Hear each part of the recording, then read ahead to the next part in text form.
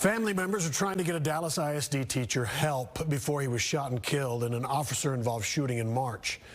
For the first time, we're hearing from the family of Michael Nunez. They say he started getting delusional just days before that encounter with law enforcement in which he lost his life. His family and advocates say it's evidence of a broken mental health system that often puts police in the unenviable position of weighing a person's individual liberties against medical care. Fox 4's Blake Hansen back in studio with an important story tonight. Blake. Yes, Steve, through interviews, videos, and records, we've been able to piece together the days leading up to Nunez's death. It paints a picture of a family navigating an at times tough to understand system and begging for help, but unable to find it. He liked helping people. He just liked helping the kids. And from everything we've read, the kids loved his teaching, you know. For many of his 47 years, Michael Nunez helped others. The father of two was a Dallas ISD teacher, most recently working at Molina High School in East Oak Cliff. And he took an interest in the kids, and he was there for them. But his mother, Sylvia Lopez, says in the early morning hours of March 19th, he suddenly began to show signs that he needed help. From about midnight until that 4 a.m., he had been texting his sister and his uncle, and random texts acting like he was, or talking like he was God or the Archangel, Michael the Archangel, and then saying he had to delete the text, and they were just crazy. Lopez says her son had no history of psychotic episodes, but over the next few days, he walked out in the middle of class, tried to visit relatives at work, and made more delusional comments. He told me that he needed to look in our eyes and make sure that everything was okay, and that if it was okay, he would let us go. And I know that Michael loved us with all of his heart, but I do believe he would have killed us that night, had we gone. That night, March 20th, Lopez asked DeSoto police to check on Nunez at his apartment. Officers said that Nunez did not pose a threat to himself or others, and they referred his family to the regional care team that helps with mental health issues in 4 cities, including DeSoto. The department says it provided the family info on how to get a court order to have Nunez committed to a facility for treatment. But the family says that week, Michael also showed signs he was getting better.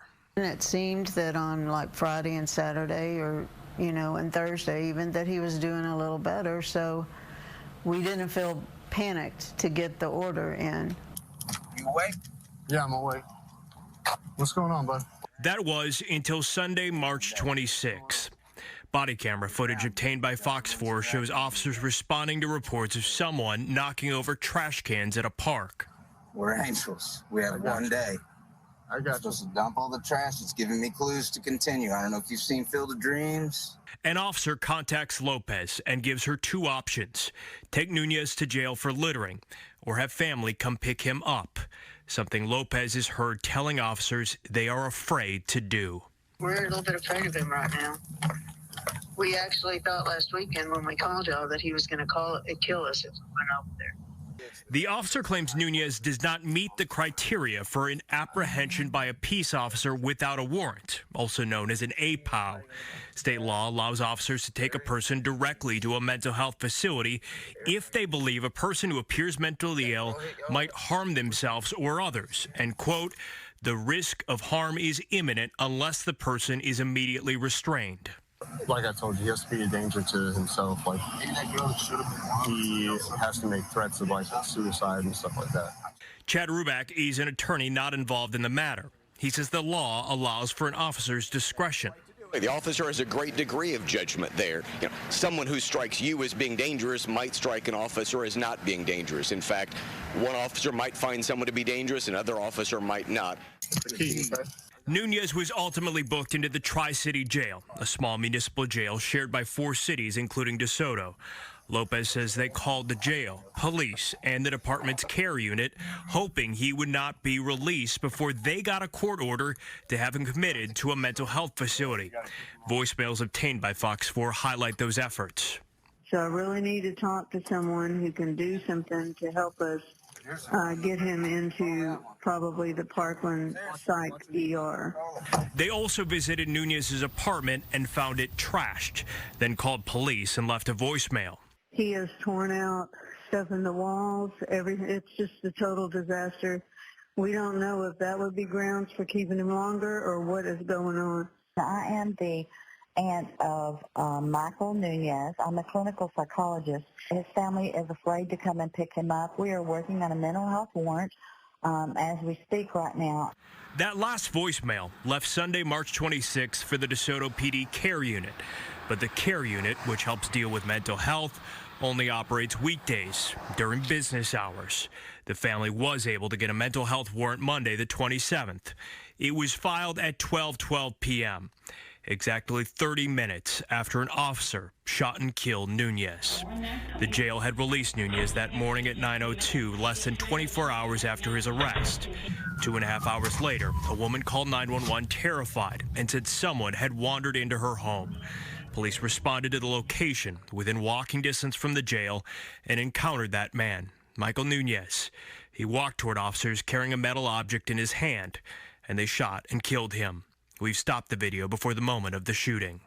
When you are addressed with someone with a lethal weapon, as a knife, officer believed it was a knife, as you heard him say he's got a knife, then the only response is through lethal force. Through city spokesperson, DeSoto Police Chief Joseph Costa declined an interview with Fox 4, agreeing only to answer questions via email. Costa said the department has not and is not reviewing how officers handled Nunez's arrests at the park, and said Mr. Nunez did not appear to be an immediate danger to himself or others at the time. Asked if the department failed Nunez, Costa replied no. But experts and Nunez's family believe more could have been done before that deadly encounter ever happened. We've become so used to calling the police for everything, because that's where we've put in most of our resources. Krish Gundu is executive director of the nonprofit Texas Jail Project. She says the best solution would be if a person in crisis gets help before an officer decides whether they are in imminent risk. We do not want to violate people's civil rights, right? And so that's why it was put in place. But I think now we've come to a point where, and my personal opinion is that I am not willing to let people die with their rights on. Gundu also says the state does not have enough resources to educate the public and respond when someone is in crisis. Lopez says they didn't learn until the Monday Nunez was killed that there is a way to get a mental health warrant over the weekend and after hours. Even though the DeSoto PD Care Unit that helps with mental health still only operates weekdays during business hours. Since the incident, the department says it has updated its voicemail message to make its hours clear. People know about the police, because that's what we've really, deeply invested in. But as a community, we haven't invested in all these other resources and talked about them enough, so people don't know about them. There's so many what ifs. What if we had gotten the order in on Friday? But what if we had gotten the order in and then they let him go, So I don't know. Lopez believes the system failed her son. Now she hopes when others call to get a loved one in crisis help, getting help is easier. And I just think it is a broken system. Michael should have gotten the help he needed. Jails are required by law to do mental health screenings, but those are only required for those jailed for Class B misdemeanors and higher.